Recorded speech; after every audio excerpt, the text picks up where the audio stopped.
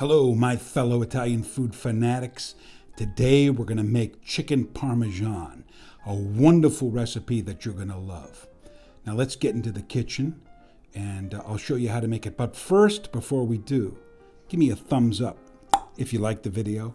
Hit the subscribe button and then hit that little bell button so that you'll be notified when I post a new video, which is almost daily. All right, my Italian food fanatics. Today we're going to make chicken parmigiano. First things first, we have 2 breasts of chicken and we are going to salt them from up above. All right, I'm using regular table salt, nothing fancy. You don't have to have anything fancy, although I do have kosher salt and I have Malden salt and I have a plethora of really high-end salts like Persian blue salt. This is just regular old table salt. It's iodized, the stuff that you buy at the regular grocery store. All right? So now, what we're going to do, what we just did, is we salted both sides of the chicken breast. And we're going to cover this with plastic wrap and let it sit out for at least 15 to 20 minutes. The reason is, in fact, it's going to sit out for a lot longer than that. At first, the salt will draw the moisture out of the chicken, and then the chicken, in order to create homeostasis, will draw the liquid and the salt back into the breast, and thereby, when we cook it, it remains absolutely juicy. Now, I want to also admonish or warn you about salmonella and foodborne illness. You have to be very, very careful and wash all surfaces and do not cross-contaminate, all right? So I'm about to wash my hands and then cover this thing and then wash my hands again, believe it or not, and set this off to the side, and then we'll continue on. All right, my Italian food fanatics, today we're going to be making chicken parmigiano, and we're going to do that first by salting our chicken breasts like I showed you. And then we're going to make some seasoned breadcrumbs. Now, I've already done a video on seasoned breadcrumbs, so I'm not going to go through the whole thing here, but I will take you through some of the steps. We're going to make it a little bit differently by using not only Parmigiano Reggiano, but also Pecorino Romano, and these are both Italian cheeses. Of course, you know Pecorino Romano is a raw sheep's milk cheese, whereas Parmigiano Reggiano comes from cow's milk. The Pecorino Romano typically used to be made more around Rome. Now most of it's made in Sardinia because there's a lot of sheep there, and that's where the cheese production has moved. We're also using some garlic. We'll use some parsley. We'll use panko breadcrumbs.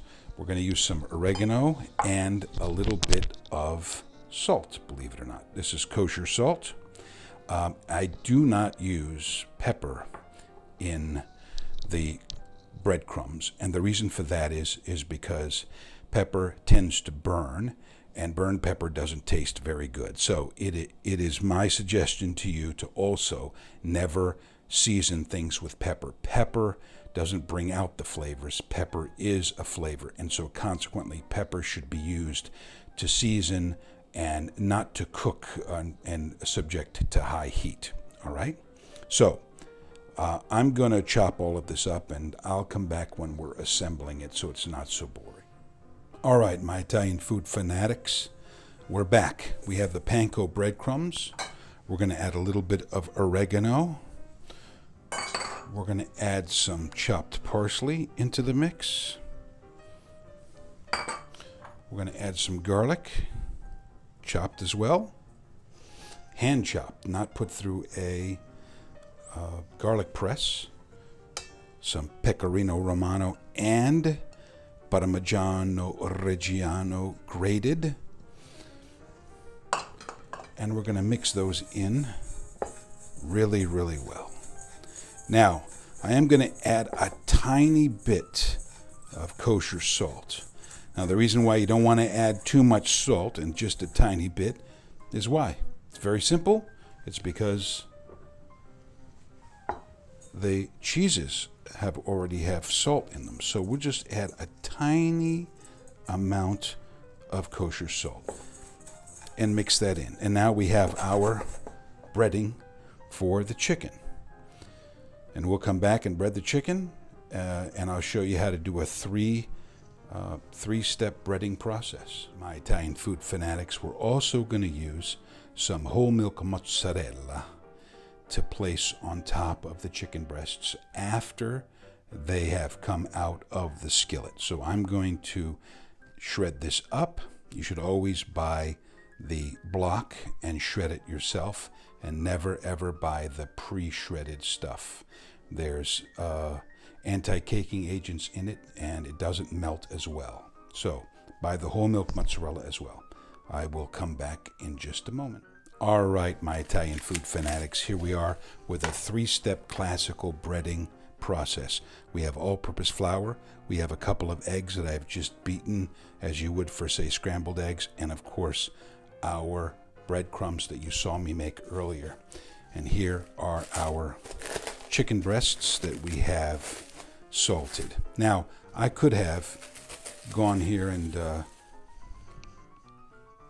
pounded them so that they're flat and stuff like that, but I want to make this a little bit easier for you and to let you know that it is entirely possible to make this dish and still have and not have to do a lot of butchery on your own. So you can just purchase these breasts, remove any sort of sinews that you may find that are added on there, that they left on there inadvertently, and then just make the dish. So now we coat this in flour, and the reason why we do this is because we want to dry the surface of the chicken so that the eggs will stick to the chicken itself. And then we put the eggs on the chicken so that the breading will stick, believe it or not. It is entirely possible to just use the eggs and not the flour, but it doesn't work as well. So we coat this as well as we can with the eggs, and then it goes into the breadcrumbs. Now, I'm only going to be breading a couple of breasts today, but let me move this over so that you can see. If we were doing this on an industrial scale, like we had a restaurant or whatever, what have you, in an industrial scale, an industry scale, we wouldn't do it this way. You have to, what I would do is I would flour everything first, and then I would egg everything and then put it into the breadcrumbs. Because by doing it the way that we're doing it here, I'm actually breading my fingers. So press the crumbs in to the chicken really, really well. After all, we went through a lot of trouble to make these breadcrumbs, and that will form a beautiful crust on the chicken. And we'll put that away, and we'll go for our second breast here. Okay, so flour goes on.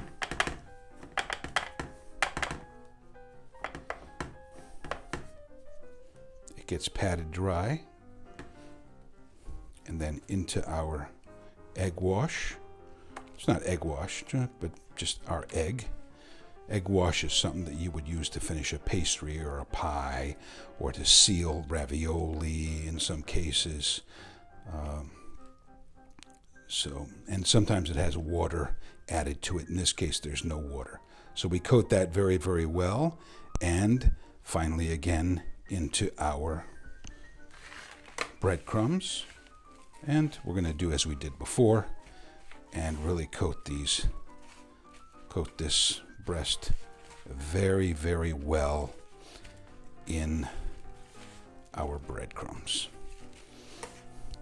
Okay, even on the sides here where you may have missed, you want to get that a nice coating, because believe it or not, when this goes into the skillet to fry up, it's going to create a beautiful crust, and because it's so well seasoned with the cheese, it is going to add a flavor to the final dish that you wouldn't get otherwise. So we don't want to waste And typically in industry, we would take the breadcrumbs and we would sift them again to get all the clumps and things like that out of them, and then they would reuse them. A lot of times they don't use the seasoned ones like we have here, but this ends up being a beautiful thing. Look at that. Look how sweet that is. All right, we'll come back. I'll get cleaned up and we'll get to the stove. All right, my Italian food fanatics, we're ready to go to the stove here. But before we do, I want to talk about a couple of things. First and foremost, I've preheated the oven to 450 degrees because we're going to brown the chicken in the skillet or saute pan, and then we are going to finish it in the oven, as well as melt the mozzarella cheese and the Parmesan, making it Chicken Parmigiano, on top of it. And I've also, on a sheet tray, placed some paper towels so that when the chicken breasts come out, they will drain on these towels. And I'm going to break from Italian tradition here because I can. We're in California, and we are going to use avocado oil inside of the pan as opposed to olive oil. And the reason for this is because avocado oil has a smoking point of 500 degrees, whereas olive oil is around 375, something like that, even probably lower. So what we're going to do is cook on very, very high heat, and we can do that with avocado oil, which is just as healthy for you as olive oil is. And so that's the reason why. I'm going to actually move to the hotter burner, and we'll come back when we're ready to brown the chicken. All right, my Italian food fanatics, we have a skillet on very high heat with the avocado oil in there. I've used a little extra avocado oil, more than you would normally for frying. We're not going to deep fry. We're going to shallow fry these breasts. And the reason why I used avocado oil is because it has a very high smoking point, and we're going to be using high heat. Also, when it has a smoking point of 500. Also, when you're using a little bit more oil than you normally would, believe it or not, at the end of the cooking process, the chicken ends up absorbing less oil than if we were to use less oil. Seems counterintuitive, but it's not. Okay, we'll come back when it's time to put the chicken in. All right, my Italian food fanatics, we are ready to place the chicken into the pan. You can see it's smoking, and with avocado oil, you know it's got to be very, very hot. Now we place it away from us just like this so that we do not splash oil on us. And the reason why I use the avocado oil is because I know that once I put the chicken in, okay, the temperature of the oil is going to drop tremendously. I'm going to turn the heat down just a little bit like this, and we're going to brown the outside of the chicken and finish it in our oven, which, as I told you before, was preheated to 450 degrees. So here we go. The secret here, though, also is to leave the chicken alone. All right? Let it brown. You can see that it's sort of browning over here. I don't know if you can see that from your perspective, but it is. And so we'll let it brown, and we're going to turn it over in just a second. You can see how beautifully brown that is. And now we've turned it over.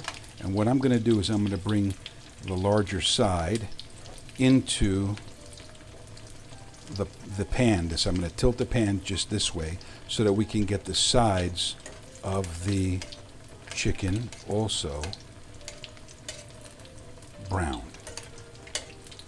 And you can also help get other little spots of the top of the chicken brown by spooning a little bit of oil on top of the chicken this way.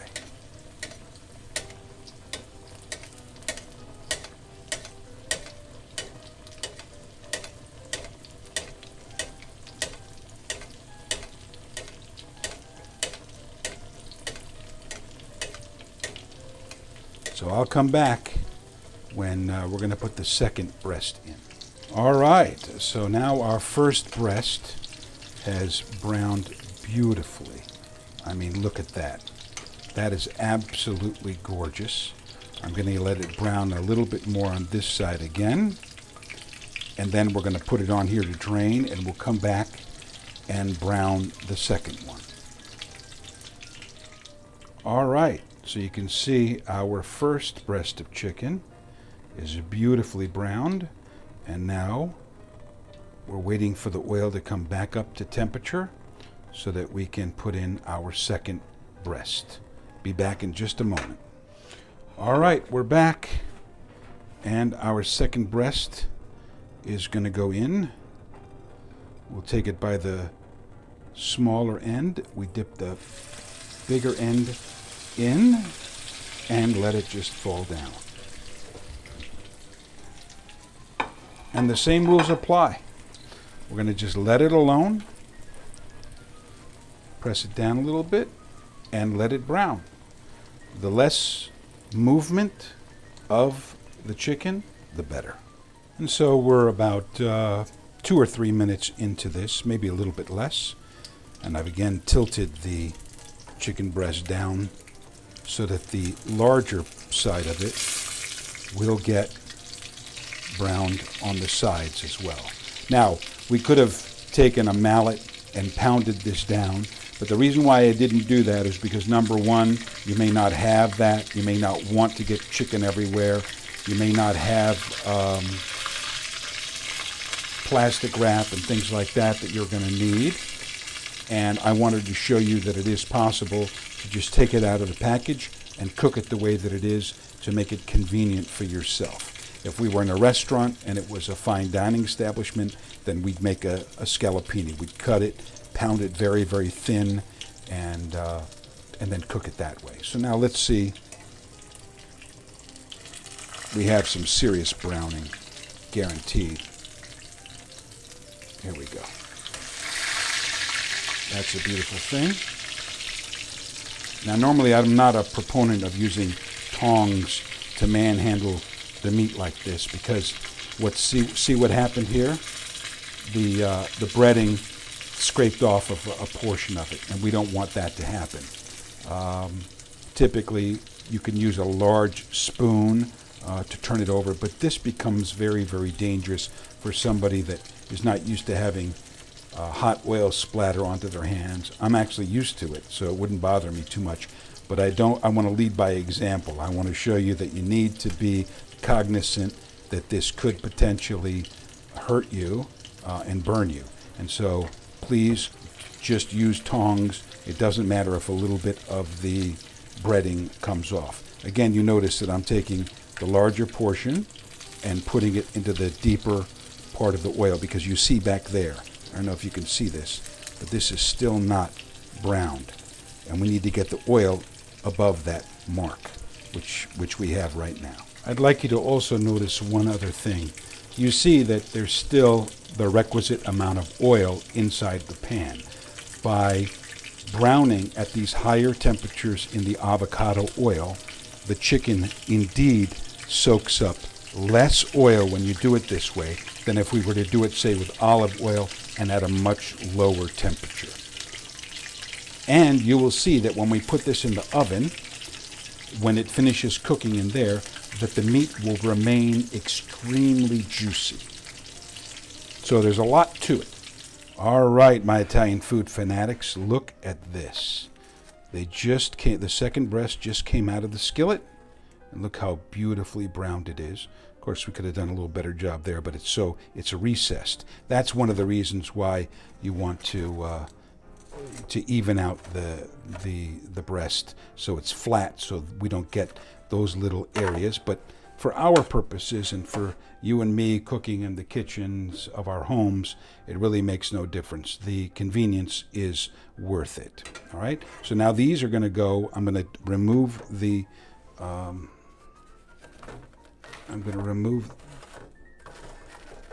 paper towel, which is drained, done its job. And now these will go into a 450-degree oven for about 10 minutes to finish cooking.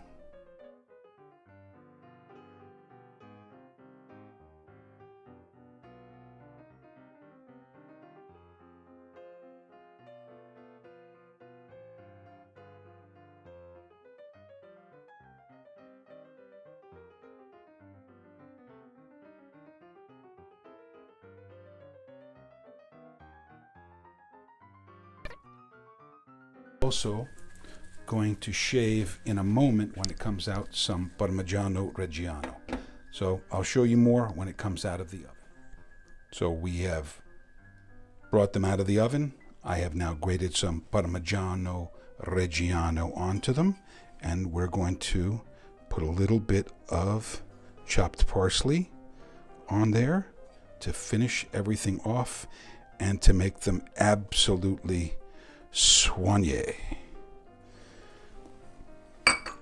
We'll be back and plate this up.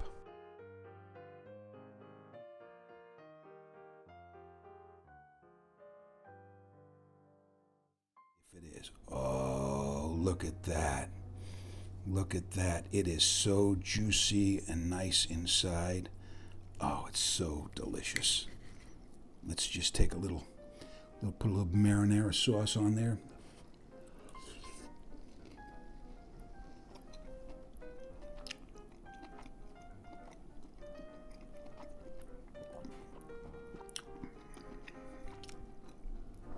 Oh, is that good? Tender, flavorful, perfectly seasoned, by the way. If you were here, believe it or not, let me see if I can't lift this up so you can actually see the juiciness of the chicken. When you pre-salt the way that we did, that's what ensures that after it rests for a second, that the juices are reabsorbed.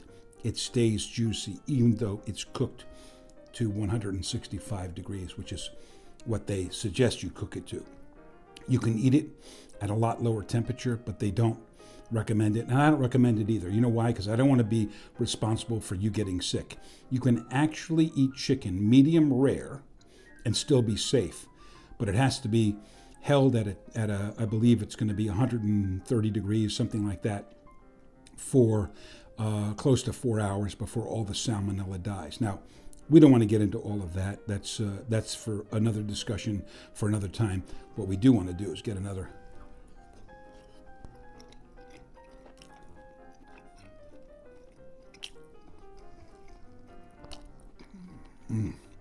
It's hot, I'll tell you.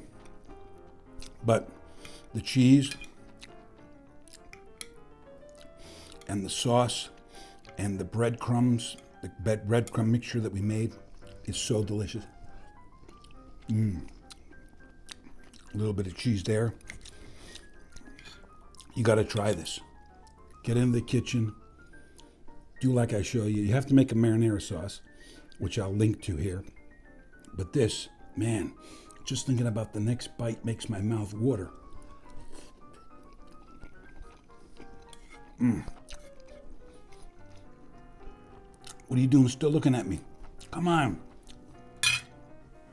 Get in the kitchen. Everything can be found as far as the amounts and things like that on my website, gsargenti.com, gsargenti.com. Should be in the lower left of your screen.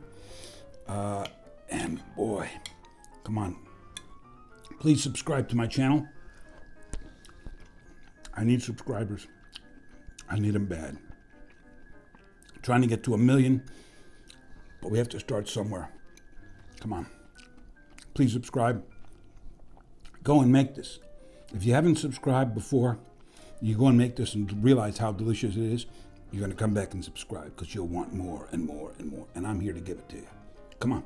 Let's go. Get in the kitchen. Stop wasting time.